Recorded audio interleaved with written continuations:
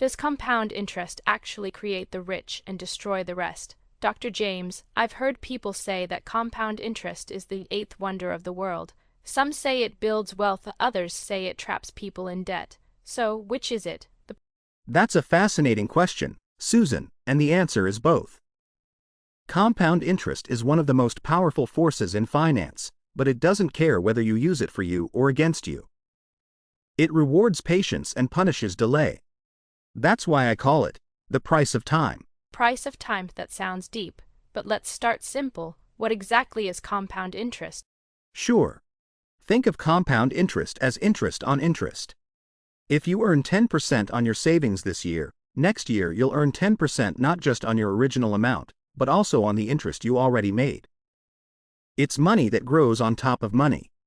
For example, if you invest $1,000 at 10%, after 1 year you have $1,100. After the second year, you have $1,210. Then $1,331. It keeps accelerating, like a snowball rolling down a hill. So the longer you leave it untouched, the faster it grows. Exactly. That's why it's called compounding.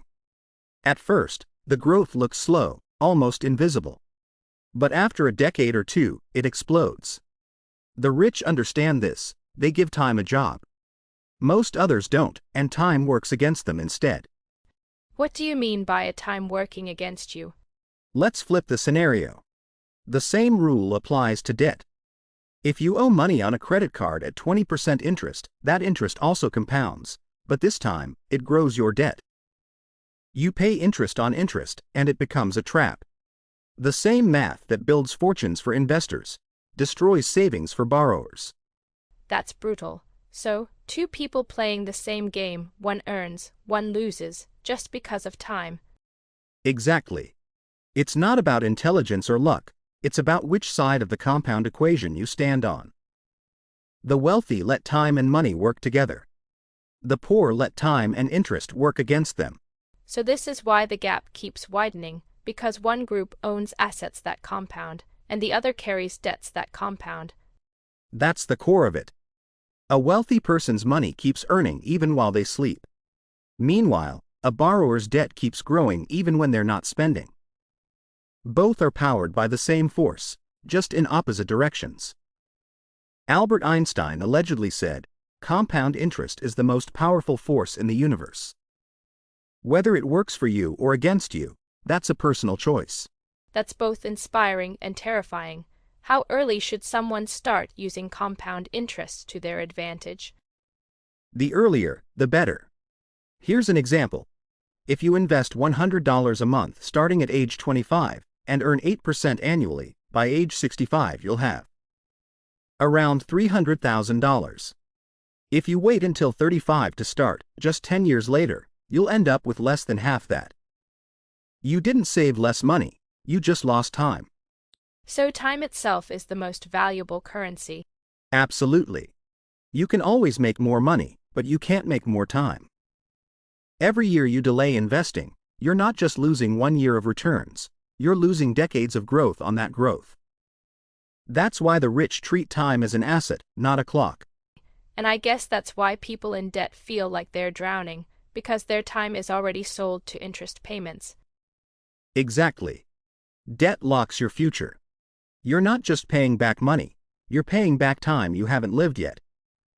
That's the real price of borrowing. But here's the twist. Compound interest itself isn't evil. It's neutral.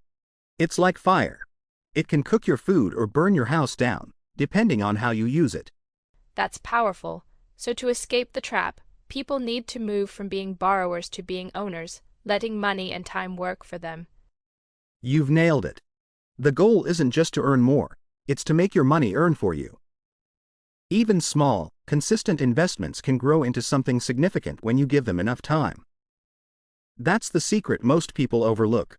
So the price of time is really about the cost of waiting. Yes. Waiting to save, waiting to invest, waiting to learn. Time is either your most expensive debt or your greatest ally. And the difference depends on when you start. That's deep. So, in the end, compound interest doesn't just build wealth, it reveals discipline. Those who start early win the quiet game of time. Exactly. Money grows, but time multiplies it. Use them together, and you create freedom. Ignore them, and they quietly take it from you. That's one of the clearest lessons I've ever heard. Thank you, Dr. James. Always a pleasure, Susan. Remember, wealth isn't built by chance. It's built by time plus patience.